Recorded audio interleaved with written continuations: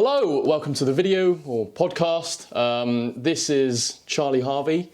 He's a good friend of mine. He works with me, so we thought we'd just jump on and do a little podcast or something. I thought we'd kind of play around with the channel. I know this isn't a specific podcast channel, but we're just going to have some fun. Try something new. Yeah, we talk a lot about cars at work, so I just more than we work. Yeah, stick a camera in front and just talk. See how it goes. Might as well record it and see how we get on. So cool. Yeah, what should we start with? Well, how'd you get on with that box? Well, that Cayman on the weekend. Yeah. So if you haven't seen, I've recently had my first press car in Porsche GB. Exciting. That came from the We Drive event with Raz. I met a couple of the Porsche GB guys there. They obviously liked what was going on the channel. Yeah. And then I asked if I could borrow a Cayman GTS 4 litre to review on the channel. I thought I'd start small. It fits the narrative as well, though, right? Because you drive a GT4, fair enough, but you drove that 2.5 litre and compared it. Yes, yeah. And that was a pretty good base point. And really, the only thing that came out of that video was this car's perfect, just needs a better engine. 4 litre engine comes into play. You sort that problem. So they probably saw that narrative and went, perfect. Yeah, it's a good starting point as well. Yeah, you didn't ask for a 2RS as well, which means they're just going to be go away. You've asked for something reasonable within the... I don't even think Porsche GB have a 2RS press car anymore. No idea. I've not seen it in their press fleet. Yeah, it's probably gone to the museum or something, hasn't it? Probably, yeah. I mean, the slightly going off tangent here, the GT3 Touring that Joe Achilles took to Portugal, I think I saw on Instagram that he put up a post where it's hit 10,000 miles now. Oh, they're retiring it. And they were saying goodbye to it. Do you reckon they sell those cars? Well, I heard a rumour that when they get press cars in, they put 10,000 miles on them and then they sell them as approved used. Huh. So it means they can keep the press fleet fresh. Yeah, that makes sense, doesn't it? Yeah, and I guess 10,000 miles isn't that many for a press car, especially if Joe probably put 2,500 miles on that thing. You've got a while. I know that, the Porsche Experience Centre in Silverstone, all of those cars get prepped and sold to Porsche Silverstone. So a lot of the used cars that come out of Porsche Centre Silverstone have come from the Experience Centre. So top tip, don't buy one of those because they've been absolutely hammered around a track for the first part of their life. But I mean, they get maintained really well, so it'd be absolutely fine. It'll be approved used, looked after. Yeah. But yeah, that thing's been hammered.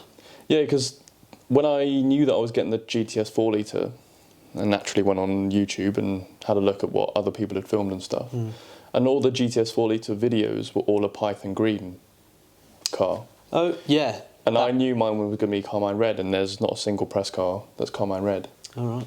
And when I got it, it had done 4,000 miles. So they must... They must just rotate them. Every 10,000, get a fresh new spec. I wonder if... Was that Python one, was it a PDK box, or was it a manual as well? Oh, okay, so they literally they have cycled all of them, like Joe Achilles, petrol paired. Yeah, I remember that. I was doing the rounds. All of them was a green car, and not a single Carmine Red one. Yeah. So...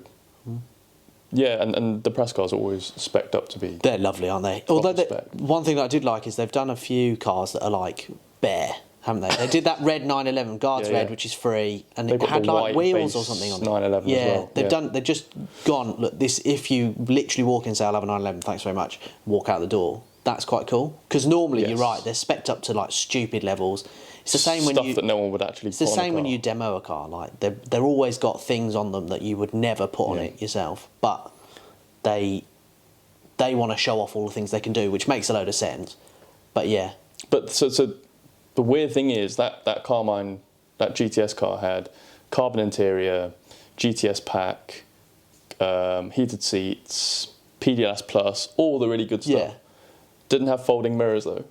Which is the one thing that... Yeah, it's a weird one, but well... Was it, maybe it was a chip shortage or something? No, I don't know, maybe, but that's £200 to spec. It's not a big deal, but it's does it make a big difference?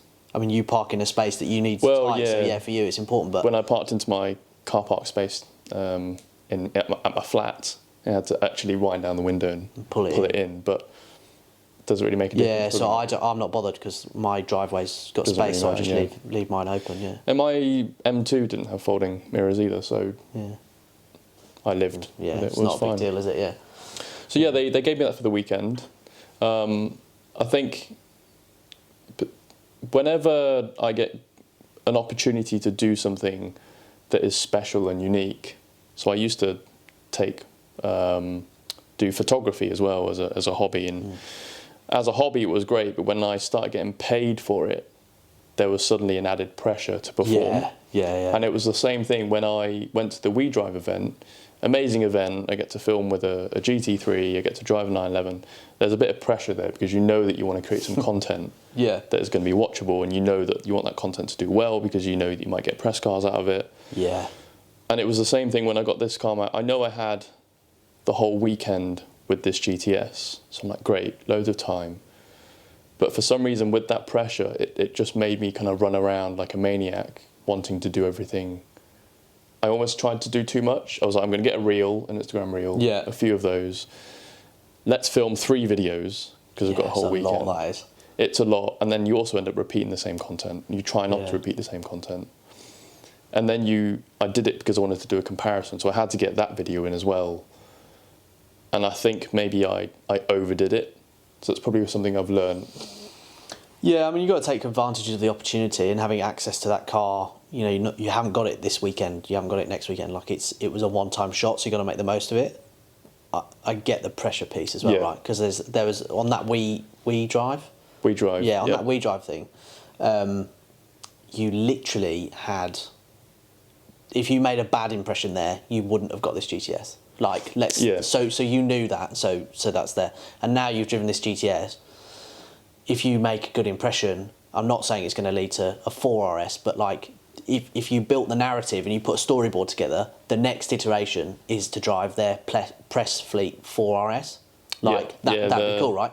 Because then you've done the full spectrum of kind of the more special Caymans or Boxers, and that would fit really nicely into the narrative. If these videos nail it, you'll go far. In the back of your mind, you'll be thinking about that. There's the pressure and there, that kind of adds to some extra. So yeah, I see that. I think it's got to get easier. You've got to think it gets easier. I mean, maybe it doesn't, but you've got to think that. Even the guys at the top must still feel the pressure. Yeah, to perform or not put their foot in it or whatever. I like to think that maybe it becomes the routine. You know what you need to do. It's the same every time, so it just becomes more smooth. You're going to do X video, this video, this is the content you're going to produce. It just becomes a bit more... 4RS, one day. Yeah, there we go. That's the next goal. Yeah. But yeah, I think... I mean, that would be mental, wouldn't it? But did you... I mean, I texted you this the other day, I think, or I meant to if I didn't. Did you see that Evo Car of the Year were basically not that impressed with it? Like, they said it's great. They say the car... The 4RS is like phenomenal, but it's a bit too much for the road. Am I confusing this with Autocar because they come out at the same time? I think they come. They gave the Maserati. Yeah, maybe I'm confusing it, but it's that one. They gave that car the win. Yeah, which is confusing because that car across the board has never really been that. Yep. Wow, and they was a 296 on that drive. 296 was on that. Yeah, which is just a better MC20. Like it hasn't, because Ferrari won't tell you that it has, but it's got, a V6 like the Maserati does. It's got, it's basically the same car, isn't it? But that's an interesting point. All the people I've ever spoken to about Ferraris, if they've got V12 ones or they've got the V8s, and they say that 296 is unreal, like actually really good. Sounds better than the SF90. Correct, yeah, because it's and half the price. Yeah, it's just that. I think it's just that bit less power, and it's a bit less. Right. I mean, the electricity thing apparently... Is it more refined because the 290 came out first, then the 296 came out after? So did they have maybe more time to develop the engine? I don't know. I think there was some other quirks of that SF90 as well around the braking. I think they came out with a new ABS system. I might be making this up. They came out with a new ABS system and they've nailed it on this SF90, so it just feels right. Whereas on the 296 it just feels right. Whereas on the SF90 apparently it felt a bit too electronic and sketchy. Yeah, you're not really in it, and it's not thrilling. I watched the Behind the Glass podcast, and Tony said the SF90 is just not that exciting unless you're on it. Yeah. Whereas a normal Ferrari makes you feel like special and it's crazy and it's exciting when you're doing 25, 30 miles an hour, and that's part of the appeal of a Ferrari. And the SF90 doesn't have it, and the 296 has got that. Yeah. Whatever it is, that magic. Fizz, Yeah, it just makes it special. So interesting. yeah. You'll see that I've got GT4, and if you're a viewer of the channel, Charlie's also got. Yeah, GT4. I've got GT4 as well. Yeah. So we're going to be big Porsche lovers. guys. Yeah. But you also had an M2. I did, yeah. Me and Will have had incredibly similar car history. So when we first started working together, I had a Golf GTI but got rid of it pretty quickly, and then bought a M135i. So it was the facelifted version, but it was maybe like 6 months to a year before they brought out the 140. Yeah, it was mineral grey. Mineral grey, yeah, good car, that one. Really enjoyed it. Put the M Performance exhaust on it from BMW for about, I don't know, 800 quid, and it was absolutely chaotic. It sounded mental. No OPFs. No OPFs in that one, so it was really loud. Then got an M2, original M2, Long Beach Blue. Yep. I don't know, drove that one for 20,000 miles. That one sounded mental as well, and but that was good. Then I swapped that out for 2.5 litre GTS because I wanted a sports car. That was the one that was available from Porsche at that time, and that was, there was no GT4 in the 718s, so I just bought the 2.5 litre. Yeah. While that was all happening, I had a 135, Will got a 140. I got an M2. Then I think I'd got my Cayman. I was still driving the 140 when you had the Cayman. Yeah. But then shortly after that, I upgraded to the M2. Yeah. So I've always had the updated model above. version. So I had whatever. the comp. You had the OG. And I had the 135 and I had the 140. Yeah. Just followed. That was cool, isn't it? And now, Then GT4, I bought a GT4 and you've got GT4, yeah. But you were going to get a 981 GT4. You had an opportunity. So when I had that GTS, a Riviera Blue 981 full Club Sports buckets, the works, literally every option ticked on it, popped up at my local dealer, which is Solihull, and I went in like, I've got to have that. That's like, 'cause my Did you test drive it? No, because you couldn't test drive it. My GTS was Miami Blue, so I had this like light blue, very Larry, cool colour, and then this perfect spec GT4 came in, and I was like, oh my god, that's and I liked my GTS, but at that point I didn't love it. I'd only had it about 6 months, and they ran the finance numbers, and I'd absolutely been battered in 6 months. Like, the value of that car had taken a tank, and I was just like, oh, I just can't, like, I couldn't come out, it was too much. So I just kind of settled back and it was fine. Then they released the GT4 for the 718. No worries, thanks very much, that's great. Can't get one of those though, was my opinion. So I don't care that it's not got a 4-cylinder and it's got a flat 6 and it's a proper Porsche engine. That's fine. And then, and it was manual only to start with. So I was like, even better, because I wanted a PDK. I was driving it every day. Like, I had a PDK GTS. I wasn't going to get a manual. And then they swapped. Then they brought out a 4-litre GTS, which had the same engine, but, bit of detuning or whatever. And I was immediately like, oh my God, what have I done? Yes. Like, if I'd have just waited 18 months or whatever, this would have been way better. But again, that was manual only. So I was like, fine, because I don't want the manual. Like, that puts that car out of reach for me.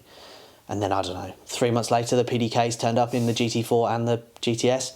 And that was it. Like, I had to get, like, in my head, I was like, my GTS has to go. I've got to get the 4-litre one. Like, you were, back when all of this was happening, when I was driving around BMWs, I wasn't quite as big of a Porsche nut as I am now.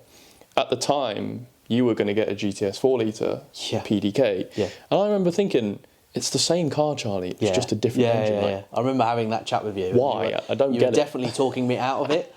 And I was just going, well, you don't get it, mate. Like, it will be different. It will be better. The engine is, it's a more special engine. And while a GTS engine that I had, the 2.5 litre, was like, it was a joke. It was so fast. It was pretty economical. I mean, it left stuff that it shouldn't have left in its dust. I took an M4 cab on a roll from about 40 miles an hour and I was pulling away from it. And that had over 100 horsepower more than me. Okay, it's heavier and all that. But that engine was properly punchy. It just sounded a bit crap. Like, it's nowhere. It's the one thing letting it down. Yeah.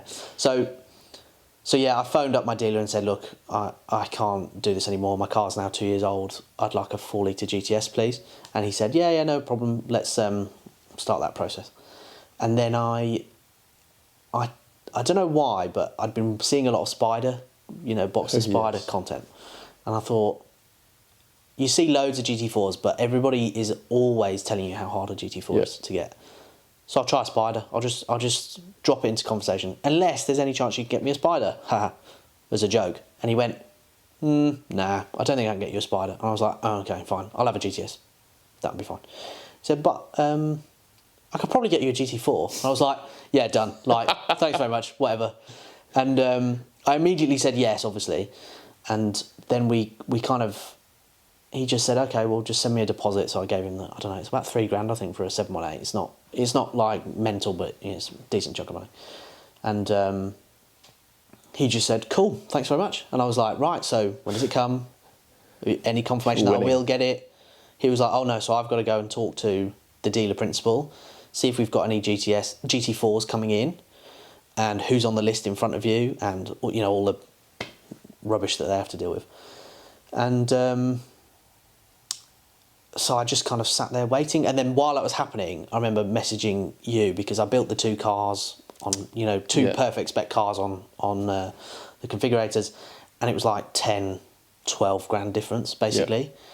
And for what I use my car for, which at that point was, I'm smashing up and down the motorway to go to work.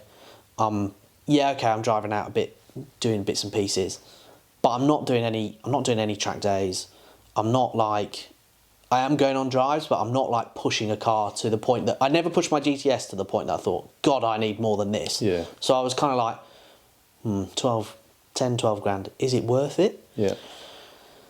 And then I asked for the finance figures for the two cars. I sent my both specs to him and just said, look, this is where my head's at. Because at that point I could have just jumped into a GTS. They're more freely available, so it's no worries. And they just said, they sent me back the numbers, and it was like 100 quid a month or something. Difference. Because the residuals on the GT4 from Porsche's, conservative levels were much better.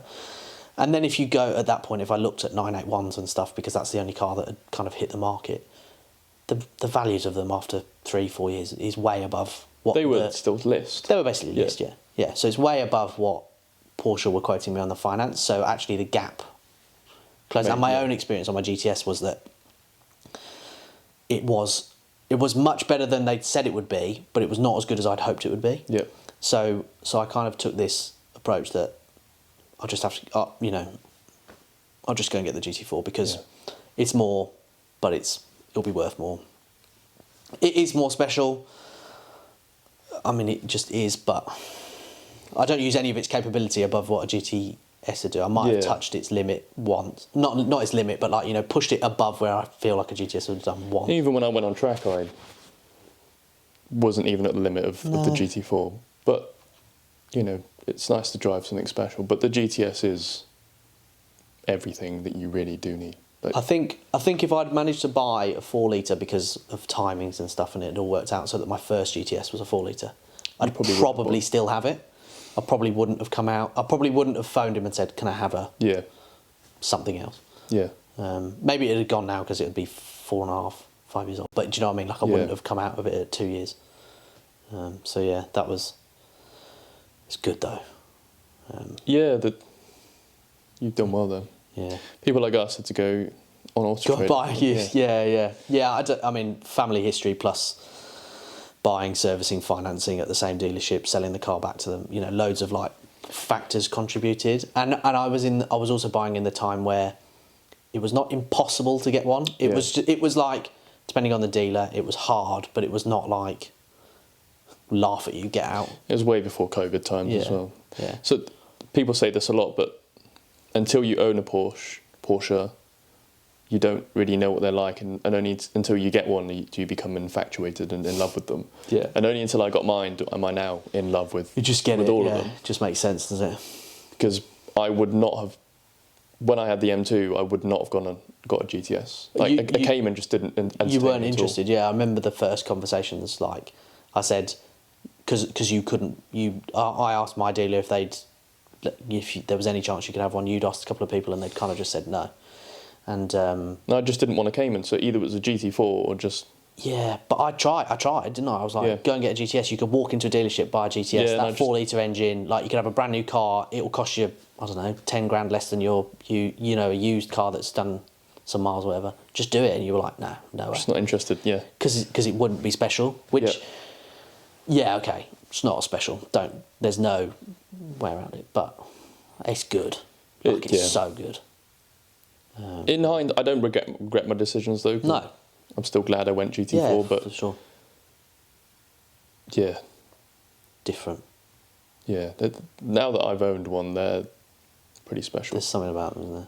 But yeah, I've been on both sides of the fence, and probably a lot of my viewers who, were M2, M car owners, if you're thinking about a Porsche, drive one, try it. But I can understand, because a lot of my followers have M2s, and they message me asking to get a GT4, and they don't consider the other options, just like I did. Yeah. I mean, you drove a Boxster T, was that right? I did, yeah. I drove a Boxster T as a test drive, and I can 100% see why that wasn't appealing, because you came out of that car, and I was like, in my head I was like, he's sold now. He's driven a Porsche. He will get it. But you came out and you went, nah. And I think, unfortunately, that it's a base model engine. That engine is just not going to excite you. It's a 2-litre, and at the time I had the 140, so you got a straight 6 with 340 brake horsepower. Yeah, you were coming down in power. There's loads of things contributing to that car not working. I think if you'd have... Well, I wonder, because it was, turbo versus NA and all that jazz, but if you'd have jumped into a GTS 4-litre now... From that 140, you'd have gone, this is special. Yeah. Because there was... The sports carness of a Boxster would have been enough for you to realise that this is a proper serious car, but the engine then just kind of pegged it, knocked it down a few pegs, whereas now the engine wouldn't knock it down. It would potentially even push it up, because that when you're like on it and the engine is like revving all the way, that's when you really get the thing, and that's something that the flat sixes do that those 4-cylinders just they can't quite do it, and. And back to your original question about this weekend, that it really surprised me how easy that car is to live with. The little Manatino. Yeah, sports car. That's so cool. Great. Isn't it? It makes it a normal base Cayman that you can just live with like a normal car. Flick into sport, and it's like 99% GT4. Did you go into Sport Plus? I did, because what that did was I found that it turned on the stiffer suspension. Yeah. So you're bombing down the country road. You can just flick it into Sport Plus, and it gets all the modes and stuff done for you, rather than having to take your hand off, click this, click that, whilst bombing down the road. So that was really, really useful. Yeah, I think in the manuals it's good. Like you get slightly more aggressive throttle, like you say, exhaust, other bits. In the PDK, the gearbox becomes an absolute animal. It goes from being like, I'd say like the GT, because my GT4 box is probably like my GTS box in sport all the time, so that's like the base level. It's like the level up, and then when you click PDK Sport, because like you say, we've got buttons rather than that cool thing, it just becomes like stupid. The gearboxes are so fast, it does exactly what you want, and if you left it in, didn't put it into manual and you left it, it would just, it'd redline, like it would let you redline it. Fantastic gearbox. Yeah, but in the GTS, that Sport Plus doesn't go as far because the map's not the same, but it really transforms that car. Yeah. Like, it makes it properly pointy, very, the ride becomes quite firm. But yeah, then you finish and you go back into comfort, back into normal or whatever they call it, and it's comfortable, it's quiet. The sound deadening was something you commented on. Yeah, it's just definitely quieter. Just a lot quieter inside, which is good and bad, but for a daily car, way better. Yeah. So the weekend with that car was great, but like I said, I was definitely rusty. I had to redo the introduction 3-4 times. Oh, right, okay. Editing the video, I've forgotten a load of clips to add in, some of the drive-by clips. So I'll add those into the other 2 videos I edit. And I've messed up the volume a little bit in some of the clips. I think the GoPro muffles, it drops its when When the cabin. when the GoPro realizes it's too loud, it muffles the volume. Right. But it's really loud because when you're redlining a 4-litre engine, it's really loud in the cabin, so it drops its volume. And then is it not? And then I guess when you shift, it drops gets back down quieter, again, but the but it mic stays doesn't there. go. Yeah. Got you. So I'm just a little bit rusty. This is the first video of 2023, but we'll get better as we go along. Nice. Same with these podcasts. Yeah, it'll all just get a bit better. Yeah. So my camera only films 30 minutes at a time, so we're at a 25-minute long video now. So I think we'll probably Call it a leave day there. this video here. Okay. Guys, let me know what you think. Do you enjoy the kind of podcasty style stuff? I've always wanted to kind of do this kind of content because sometimes there are news announcements of cars and I'd like to just hop in front of the camera and talk about them. So I've done things like when the new M2 was announced. But it's always been nice. I've always wanted to kind of have a co-host where you can kind of bounce Different ideas back and experience, forth. Whereas it's a bit weird when you're just talking at a camera and it's just one thing. So let me know what you think. If we can keep doing them, we will. Yeah. If not, let us know. But yeah, for now. Cool. Thanks very much. Like and subscribe and I'll see you later.